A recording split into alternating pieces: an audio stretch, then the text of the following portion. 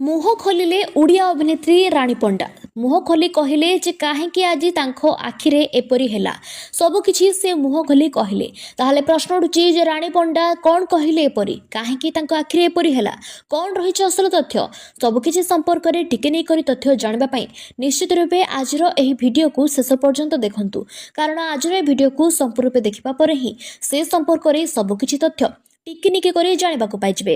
तो भिडियो को आरंभ करने पूर्व आपण जो मैंने अभिनेत्री राणी पंडा फैन अटंती निश्चित रूपे कमेंट रेड हार्ट कमेंट कर भिडियो को लाइक कर चैनल को सब्सक्राइब कर रखिए।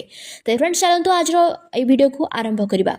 दर्शक बंधु आपण मैंने समस्त अभिनेत्री राणी पंडा को बेस भल भाव जानते जे कि अनेक सारा यात्रा सह अनेक सारा आलबम रे काम कर वर्तमान समय केतरा फिल्म में देखा पाई तेज राणी पंडा जबरदस्त एक्टिंग में समस्त ओडिशावासी हृदय में स्वतंत्र जगह गढ़ी तुलुंट। राणी पंडा जड़े अभिनेत्री सहित जड़े समाजसेवी समाजसेवा कर से आज सारा ओडिशावासी हृदय को जीति पारिछंती। तो वर्तमान समय असुस्थ अवस्था नजर आछंती राणी पंडा।